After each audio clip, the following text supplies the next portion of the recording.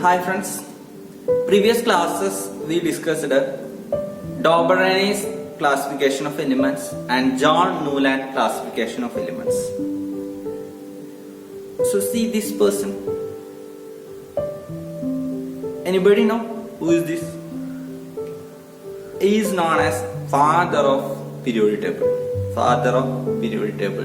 His name is, he is a Russian scientist and his name is Dmitry Ivanovich Mendeleev. Dmitry Ivanovich Mendeleev.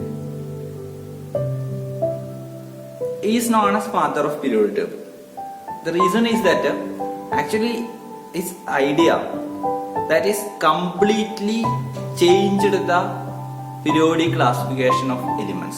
Completely changed the periodic classification of elements.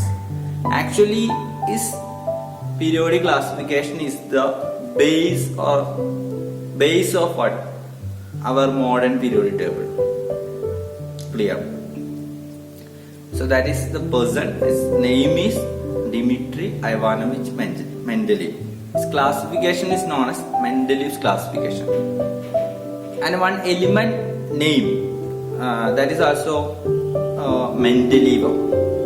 It is the in the honor of this Mendeleev. It is given this name for this element. Its atomic number is 101. Atomic number is 101. Check in that modern periodic table. Mendeleev. It is denoted with capital M and small letter D. So he classified the elements in the increasing order of atomic mass. In the increasing order of atomic mass. And there were 6 period and 8 groups. Period means horizontal rows are known as period and vertical columns. Vertical columns are known as group. In some groups there are subgroup A, B, C, like that subgroups also there. Okay. So total 8 group and 6 periods. 6 periods. And he himself has changed this periodic table again and again because of some reason. 63 elements were discovered at that time. Actually at 1869. So this Mendeleev classified these 63 elements in that table. Clear? And there is a relationship. There is a relationship between the atomic mass of elements and physical and chemical properties of elements. Okay.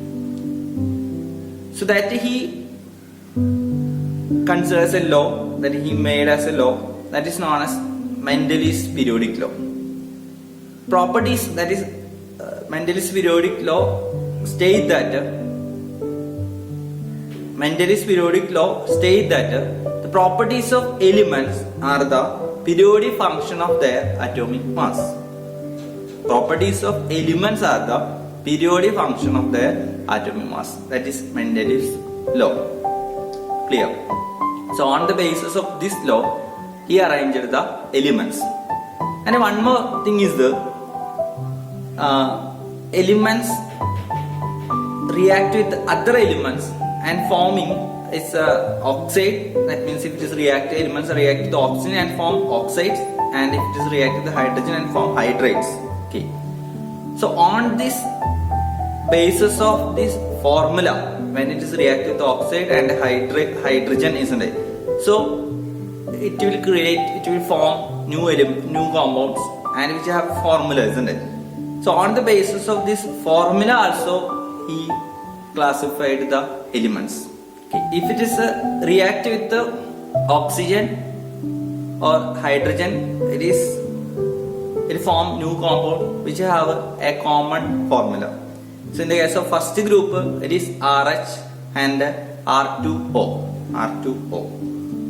Clear? So similarly second group. For example, if the magnesiums react with oxygen, what is the formula? MgO, isn't it? MgO. So we can write RO generally. So not only magnesium, other elements in that second group also react with this oxygen. It will form in this formula, that is RO. Clear? So this is another base of his classification. Another base of his classification. Clear? His great advantage is that he predict the elements and also their properties. Elements and their property he predicted. Okay. For example, this scandium were not discovered, so he given a name that is egg boron because it showing the properties of boron. That's why he given the name egg boron, and also he predicted its atomic mass and its properties. Okay. Similarly, gallium were not discovered. He given the name egg aluminium. Sanskrit numbers he was used to give the name egg aluminium. Okay. Then he that time this Germany were not discovered, so that he given the name egg silicon because it is showing the properties of silicon. So that's why he has in the name egg silicon. And he left the columns in his periodic table. So you can see here some blank columns. Actually this, if he know very clearly, it will be discovered later. So for that purpose, if it is discovered, we can accommodate that element in this space. Okay. So he left some space for undiscovered elements. So that is one of the great advantage of his periodic table.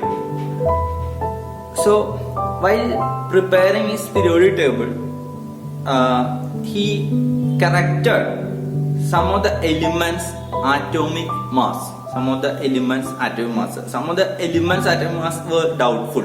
So that he cleared because he arranging all the elements in the increasing order of atomic mass. So that's why he could be able to identify the correct atomic mass of some elements. So that's why he was able to correct the doubtful atomic masses of some elements.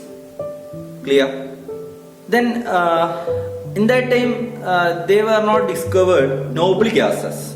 Noble gases were not discovered because of two reasons. One is that these noble gases are present very low concentration in this atmosphere. So that's why it is not able to identify very quickly. And another one is it is unreactive elements. So these are the two reasons this discovery of noble gases become too late. So that's why after this Mendeleevs classification, these noble gases were discovered. So what he done isn't it? He create another group without affecting in his periodic table, and he consider as a zeroth group. Noble gas he consider as a zeroth group because his valency is 0. So that's why he considers a zeroth group.